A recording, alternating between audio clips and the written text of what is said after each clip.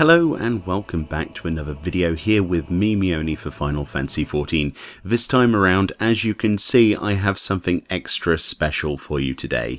This video footage that I'm able to use for this video and some others is completely courtesy of the WorkToGame YouTube channel, whom allowed me to actually use their own footage that they themselves recorded during their visit to the North American media tour in San Francisco. And if you watch the channel regularly, you'll know that I didn't think I would be able to cover any of this pre-release Shadowbringers coverage due to not getting directly invited myself to the European Media Tour event. But as you perhaps might have gleaned by now, the community around this game is much more tight-knit than many would give us credit for, and we look out for each other. So thank you so very much to the WorkToGame YouTube channel, and a link to their channel will be right at the top of that description box, so please click that and give them some love. And they have some really cool videos from the media tour for you to go and watch as well. So that being said, I had quite a bit of freedom to show you what I wanted from their footage, but I need to first say that all of the things that you see within this video are completely subject to change and is not a direct representation of the finished Shadowbringers experience. Potency on abilities, I should point out, are not final, nor are the actual values using the same algorithm they used for Stormblood, so try to ignore anything on screen that might look over or underpowered, as we just don't know those final values yet. For this first video, I thought we should jump into something that I am most excited about, and please excuse my selfishness, but I needed to see it firsthand, and that, my friends, is the new White Mage. Oh boy, I'm like a Meoni in a candy store right now, and I don't know if you can tell, but I'm extremely interested in this job in particular, and healers in general. So White Mage has seen some significant changes, and I want to look at those with the footage that we've been given. Firstly, I think we should get some tooltips on screen to show you what everything actually does, and really talk about the bigger changes as Brian plays around with them in this background footage. So the first thing to note is that the healing gauge for the White Mage, i.e. lilies, has been completely changed. The healing gauge itself will now generate lilies over time during combat, so where before actions would build this meter, now it's an automatic process. You then consume these lilies that bloom on the meter with the new actions, a Flatter's Solace and a Flatter's Rapture, that you will actually gain as of level 76 apparently. Every time that you consume a lily with those actions, you will actually nourish a new blood lily. A blood lily, i.e. the red coloured lily on the bottom of the healing gauge, will actually bloom after you consume 3 lilies in total, which will allow you to use another final ability, a Flatter's Misery, which is a really powerful spell. So to further simplify this, once you gain a lily, you can consume a lily with either a Flatter's Solace or a Flatter's Rapture. A Flatter's Solace will actually restore your target's HP, which has a placeholder potency of 700 here, and the other option is a Flatter's Rapture, which is actually restoring your own HP and the HP of all nearby party members, which has a much lower potency, which again is just a placeholder of 300. Both of these will actually nourish the Blood Lily itself, which is the red sprout at the bottom of the actual healing gauge, which will eventually bloom. Once you have consumed 3 lilies in total, i.e. basically 3 casts of either a Flatter's Solace, a Flatter's Rapture or a mix of the two, you will actually gain a Blood Lily, which you can then consume with your ultimate attack called a Flatter's Misery, which apparently deals unaspected damage with a placeholder potency of 900 for the first enemy, 10% less for the second, 20% less for the third, 30% less for the fourth, 40% less for the fifth, and 50% less for all remaining enemies, which is obviously quite a nice thing to add to our damage arsenal. You'll notice that in this footage in the background, we've actually transitioned into a dungeon. This is Dome Meg, which is one of the new dungeons located inside Ilmeg, presumably as part of the main storyline, as it obviously is being used in the trust system in this footage, which we'll have to look at in a separate video. You may notice in the background we're actually using some new abilities rather than just resorting to stone. Now stone has not been removed from the game, and in fact all its usual iterations are here, but instead at higher levels we now have access to some more unique and more useful abilities that are not stone related. So there are 2 main new abilities that do direct damage to a target. The first one is Glare, which actually has a cast time of 2.44 seconds and a recast timer of 2.44 seconds with an MP cost of 400, and this deals unaspected damage with a potency, which is obviously a placeholder, of 300. You actually obtain this apparently at level 72, so only 2 levels into the expansion you'll get hold of Glare, considering the placeholder potency for Stone 4 is actually still at 280 potency. This one is a clear evolution of that, and definitely the sort of thing that you'll be using in combat quite regularly as a replacement for those level 72 or higher situations. And presumably when you go into level sync content, you'll be back to using Stone again.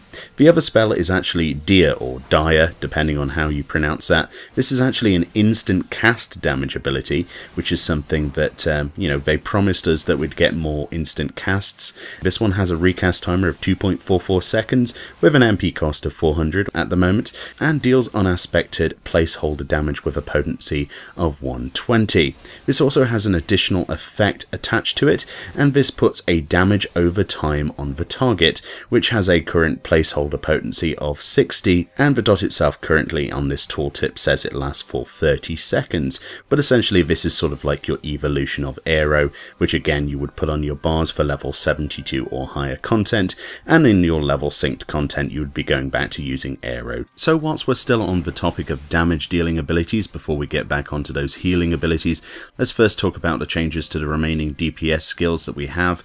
Notably, Aero has changed. The only thing that's really changed here is the mana cost has gone down to 400 and a recast time of 2.44 seconds instead of the previous Stormblood 480 mana cost and the 2.41 second. So essentially it's just had the recast time increased and the mana cost reduced by 80. Fluid Aura is still in the game, which is your normal knockback, only this time it doesn't have a knockback associated with it. Instead, it simply binds the target in place instead. So instead of the previous Fluid Aura, which had the 15 yarn knockback and the bind as the additional effect, now they've got rid of the knockback entirely and just made the bind of a target actually the main focus of the Fluid Aura ability in general. This bind still lasts for 6 seconds, and that's pretty much all that's changed to that. Aero 2 has had a mana cost reduction. It's now down to 400 mana from 600 in Stormblood, and has a 2.44 second cast time instead of 2.41. So again, the recast time has gone up, but the mana cost has more than halved. Also on this tooltip it says that it has 10 more potency than it previously did with wind damage, and it still does that damage over time with the same duration. Presence of Mind is still in the game. A lot of people were wondering if this was completely gone. This is still pretty much exactly as it always has been. It hasn't changed in the slightest. I've made sure to confirm that. So yeah, it's still got the reduction of spellcast time and your recast time. Holy, which is something that a lot of people are used to spamming, actually has changed significantly. Instead of dealing damage that reduces 10% less for every extra enemy that it hits, now instead actually just deals unaspected damage with a potency apparently, which might still be a placeholder, of 140 to all nearby enemies. So it actually doesn't reduce with the amount of enemies on screen, so that makes it even more useful than before. And of course it still has that additional stun effect, which is the whole reason why tanks love it when you spam this. The mana cost has been reduced to 600, down from 2400 in Stormblood, like all of the other mana cost reductions, but that's actually because the maximum mana bar now is only 10,000, and you cannot increase your mana bar with Piety anymore. Piety just simply increases the amount of mana restoration you have rather than the size of the bar. It's fixed at 10k, so that's a pretty interesting change and I'm quite happy with that one. A size is still in the game. A lot of people were concerned whether they were going to do anything with a size. Apparently they've not done anything with this. It hasn't changed in the slightest, so it's pretty much the same ability it always was before. And that's pretty much all of the damage dealing abilities that are in the White Mage pool. So now let's move on to the healing abilities and what exactly has changed and if there's any new ones. So Cure is the first thing on the list to obviously talk about, and essentially it's pretty much the same as it was previously, apart from a mana cost reduction again and a recast time increase, and it's still a 450 potency heal. with the additional effect now of a 15% chance for the next Cure 2 to cost no MP like usual, only they've actually deleted the other additional effect that was in Stormblood, where restoring HP of yourself or a party member whilst in combat will generate lilies, because obviously lilies now generate over time instead. The only change to Medica 1 is a mana cost reduction. The potency seems to be remaining the same. Raise again hasn't really changed, it's just had another mana cost reduction, so nothing too amazing here. Cure 2 just simply restores the target's HP with a potency of 700 like previously, only they've obviously stripped away the lilies again. Medica 2 is exactly the same as it always has been, again mana cost reduction. It's kept pretty much the same potency, although I did note here that they did say that the potency of the actual heal over time that it applies, the regen it puts on your target, has been increased from 50 to 100 potency, and instead the duration lasts 15 seconds instead of 30. So you've got an increased amount of healing done by this, by physically double, but the duration has been nerfed significantly. But in general, I think that times that you will actually be wanting to use Medica 2, this boost to the actual potency will be a lot more useful than the duration itself. Regen is next, and that doesn't really seem to have changed at all, apart from obviously that mana cost reduction. The duration has gone down to 18 seconds on regen, down from 21 seconds, so it doesn't last as long, and the potency seems to have been upgraded to 200 up from 150. So it seems like with White Mage they're making our heals over time last much less of a time, but actually their potency has been increased as a result of that. Cure 3 has not really been touched at all. There's no potency changes, just a mana cost reduction, of course, as you would expect with that mana bar changing. Benediction is exactly the same as it ever was, still restoring all of your target's HP. Asylum has actually seen quite an interesting change. This is something I wanted to see changed myself. I originally wanted them to put a hot onto Asylum, but we got something a little bit different. Previously it would envelop a designated area that you would click on your screen in the sort of reticle bubble thing. It would put this Veil of Succor down, healing any party members who enter it, with a potency of 100 lasting 24 seconds. It still does exactly that, only now it has the additional effect of increasing the HP recovery via healing actions on party members inside that designated area by 10%.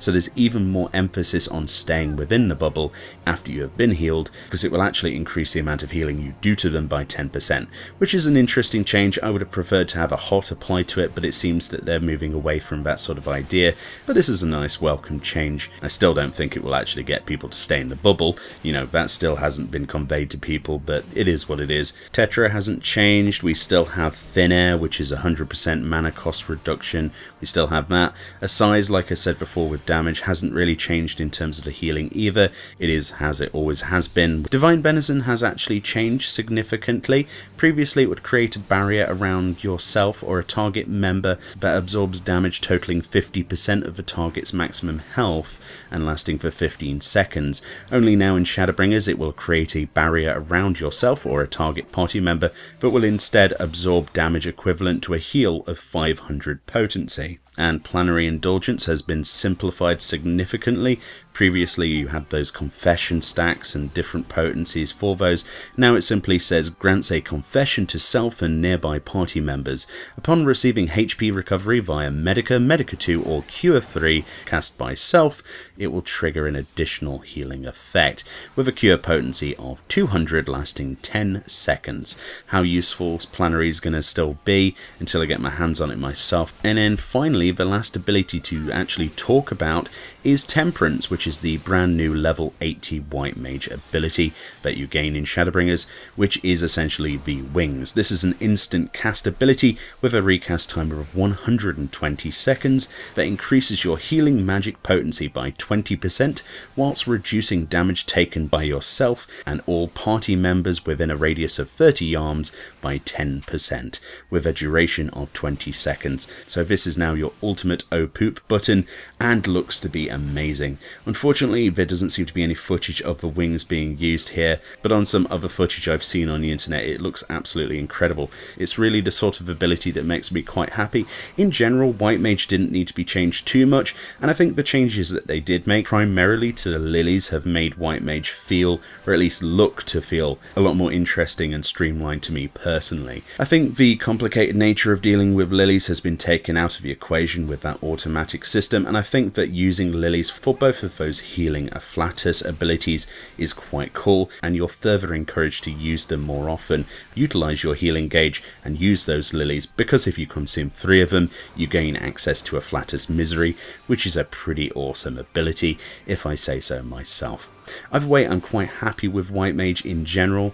These sort of videos are going to be taking quite a while to actually make, and obviously this isn't my own footage, so it's going to take a while to go through it and see if there's anything I can show. This has sort of just been like footage to go behind these job abilities, but I value this even more so. To actually see the class in action is a heck of a lot better than just talking with text in front of you. At least you can see how this plays. By the looks of the footage that I've been watching, it really does look quite fluid. I like that they focused on trying to get White Mage to move more, as much as obviously Glare is just another stone. It adds a little bit of freshness, and the fact that we have Deer or Dire, depending on how you want to pronounce that, does make it so that we can move a lot more freely. And with the fact that the afflatus abilities are instant cast, it means that we'll be able to heal on the move more efficiently and do a lot more damage. Either way, thank you kindly for watching this video. Thank you once again to WorkToGame for providing me this footage. It's absolutely incredible that they came through for this channel in particular.